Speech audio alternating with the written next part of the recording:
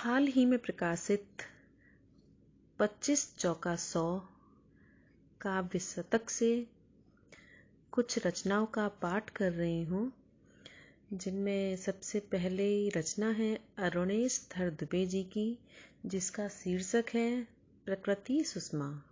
तो सुनिएगा। ओस कणों के सीक प्रेम मधु, ऊषा का शीतल होना, कण कण में नम उर तृष्णित है, प्रातः का कोमल होना, संभव हो पाया जिस कारण उस प्रकृति का है आभार, मुकुल पुष्प के हो जाने से भौरे का चंचल होना, भरे भरे उपवन में सुरभित कड़कड़ का मलयज होना, सुषमा है प्राकृतिक अनोखी, तितली का चंचल होना, दूर क्षितिज से सूर्य रेख में ओस कणों का स्वर्ण सुमन, उनसे होकर रश्मि गुजरती बूंदों का कुंदन होना, बिछी धरा मुक्ता कणिका से झरे हवा मृद परम स्वयं, जीवन का जीवंत ध्येय है तृप्त हृदय का एक कोना, आहा मनोहर दृश्य धरा यह नैसर्गिक सुषमा वाला, भिन्न भिन्न रंगों से शोभित, जीवन प्रातः ज्यों कल होना, जीवन प्रातः ज्यों कल होना। बहुत सुंदर रचना है आपकी। अगली रचना है दिनेश दुबे जी की, जो कि एक गजल है। उसको पढ़ती हूँ, सुनिएगा।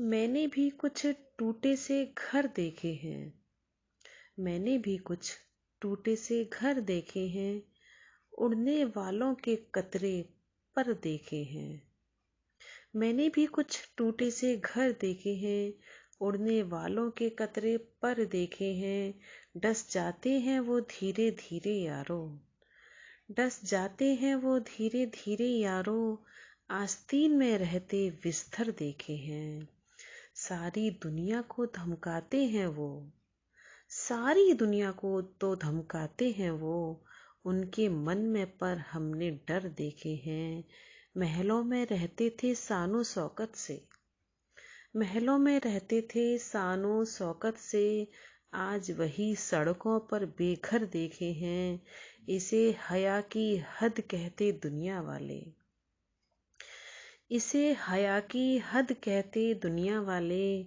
अपना बुत वो जब छुप छुप कर देखे हैं, मैंने भी कुछ टूटे से घर देखे हैं, उड़ने वालों के कतरे पर देखे हैं।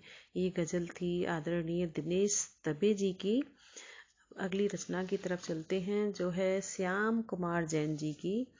तो सुनिएगा, जिसका शीर्षक है लज्जा।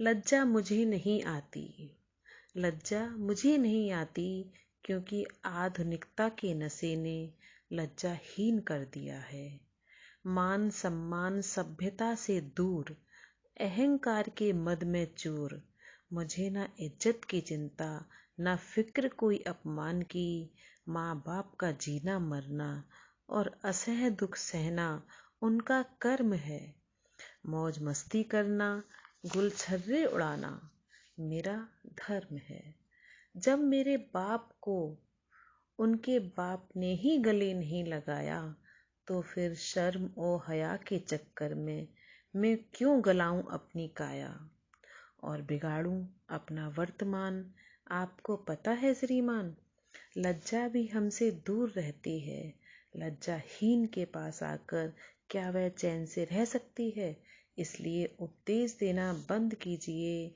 जिन्हें लज्जा पसंद हो जाकर उसे खोज लीजिए। अगली रचना है हमारी किताब के संपादक आदरणीय जितेंद्र उपाध्याय जी की, जिसका शीर्षक है अंतिम पड़ाव। तो सुनेगा।